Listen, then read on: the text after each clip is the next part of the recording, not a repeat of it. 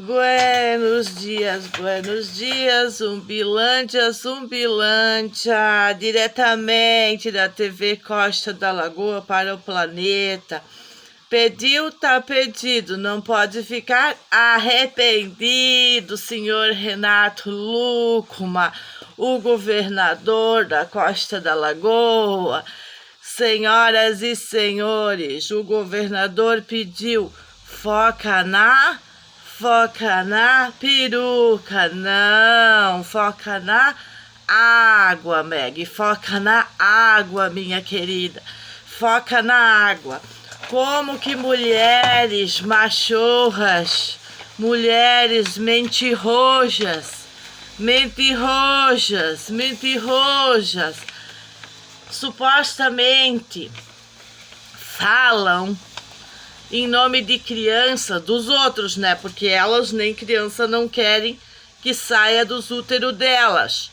Como que essas canalhas falam em nome de criança dos outros se o que elas sabem é coagir criança, como Nailde Maria Marques coagiu o Serginho no dia que ele foi pegar um bambu no bambuzal para fazer os barquinhos, as artes, as oficinas deles, né? E o Serginho teve que brigar com esta canalha, brigar muito com a canalha, por causa que ele estava num bambu, numa correnteza de água, num córrego de água natural, pertencente a toda a população, pertencente às pessoas que vivem aqui, não pertencente à senhora Nailde Maria Marques, e ela estava expulsando ele de lá sobre ameaças de cortar essa água. E sobre outras cositas mais que não cabe aqui a gente falar, mas uma das coisas é que ele não poderia escutar a sua própria mãe, o que isso tem muita intenção e conotação negativa para esta mulher, para esta supostamente mulher, porque é mãe, é supostamente casada. Agora, o que ela faz nas entrelinhas não é um problema meu, desde que isso não atinja a família Arquitetos, os filhos e o papai desta família. E o fator eminente de ela ter arrancado todos os canos lá de cima, desde a fonte natural até na caixa, da caixa picado até na suposta divisa que ela mesma colocou como divisa aqui na zona de preservação de mata ambiental, preservação ambiental permanente. E veio com o facão, a sem terra, com o facão, proferir todas aquelas ameaças contra a minha vida, ameaças com proposta de esquartejamento, é sinal que ela está extremamente desequilibrada, que ela está extremamente confundida, que o problema não é o videozinho da Meg, mas é o conteúdo poderoso e verdadeiro que tem dentro do videozinho da Meg. E que traz toda a verdade sobre o que a família Arquitetos do Cabelo tem enfrentado aqui neste lugar, neste antro, nessa Zumbilândia construída por essas pessoas que fomentam as drogas circulantes.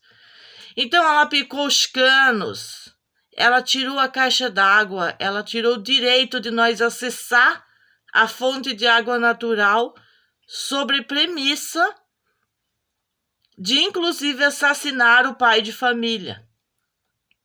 Como diz o Serginho nesta manhã, mãe, ela não aceita que o pai não quis saber dela. Exatamente, uma feminista, cheia de bichos, de problemas psicológicos, de problemas de uma psicopatia eminente, sobre a perseguição ao pai de família, sobre querer um homem que já tem a sua mulher, querer uma coisa que ela não tem como tocar, querer controlar a família que ela não tem como controlar. Com as regras estúpidas, com essa porcaria implantada que eles implantaram para obrigar as famílias a seguir as diretrizes e bases de ensino de uma educação falida, totalmente falida, comprovadamente falida. não querem assumir a invasão feita na escola, não aceitam assumir a real invasão feita no território de preservação ambiental, sobre aquela premissa que estão cuidando da natureza. Se tem uma coisa que essas pessoas não fazem é cuidar a natureza. Eles não sabem nem cuidar, nem preservar, é só jogar lixo. É iminente a vistoria que tem que ser feita nessa região deles ali, para achar o lixo que eu já fotografei, constatei, divulguei, que é outra coisa que incomoda. São os delitos da vadia política maioral que incomodam. E aí ela começou a usar o boletim online para me atacar, que eu estava atacando nas redes. Eu não fui invadir casa dela. Uma coisa é se proteger aqui na rede, porque eu estou só... Imagina, é desde 2020 que eu não consigo trabalhar no meu salão. Será que isso não é suficiente? Enquanto que ela tá para cima, para baixo, bota mecha, tretazinha bizarra com um salãozinho, tretazinha bizarra com outro salãozinho, fofoquinha Stout King na barbeariazinha que abriu, que não tinha nem banheiro, né? Diz que agora até banheiro estão fazendo. Que beleza, né? Tá crescendo, tá explotando, tá funcionando. Eu não sou uma mulher invejosa. Eu quero mesmo que tenha 10, 20 salões aqui na Costa da Lagoa.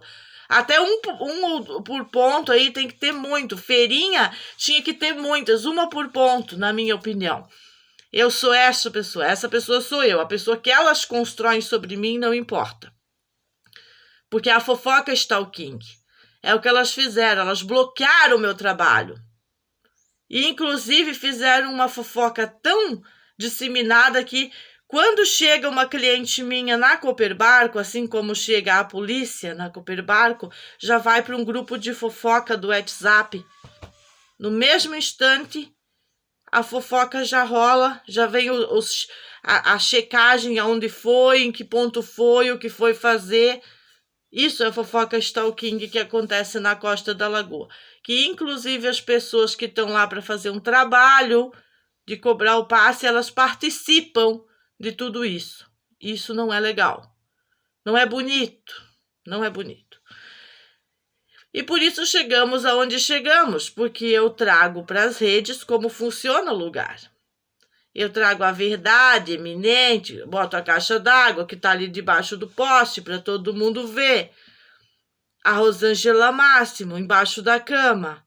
Cada gota de água que corre no cano, ela preocupada como que está correndo água no meu cano. Imagina se eu tivesse feito isso quando instalamos 3 linhas de água, da qual ela usufruiu de 2 redes, né?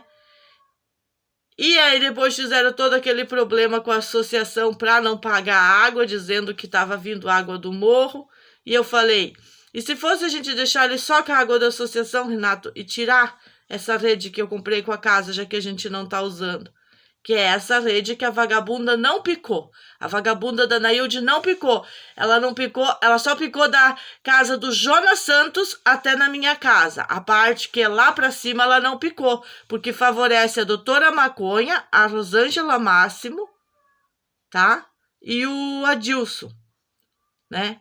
E se ela picar tudo aqui para baixo, a rede como ela picou, desfavorece essas 2 pessoas, mas tem mais 2 usuários, que é o Ricardo e que é o Jonas, são 5 usuários dessa linha, que é uma linha que a gente comprou com a casa e a gente nunca tirou água de ninguém. Exatamente porque tem sempre alguém que não estava com a água da associação ligada, e a gente está sempre fazendo essa ponte para que todos tenham água. E isso, essa senhora possessora da fonte de água natural, criminosa, criminologia concentrada, Nailde Maria Marques, nunca vai poder tirar das nossas mãos o que nós construímos, que ela e o senhor Crespo, Stout King fofoqueiro, nunca conseguiram organizar.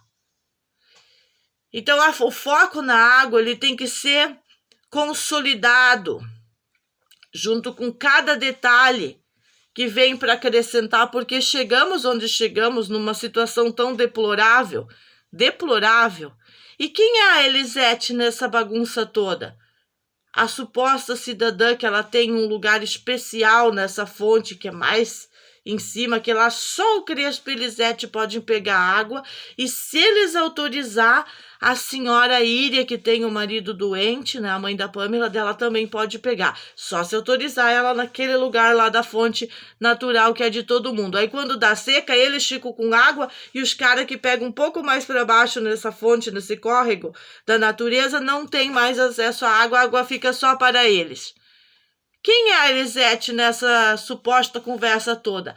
É a professora aposentada, vulgarzinha pra caramba, canalha de merda, que correu na barca da fofoca com caneta e papel, pegando abaixo-assinado de maconheiro, de gente contra a família arquitetos, foi nas casas, no ponto 20, lá pro fundo, no 22... No 20, no 22, no 23, lá para cima, tudo aquelas casas, pedir para as pessoas assinar papelzinho para tirar uma família da costa.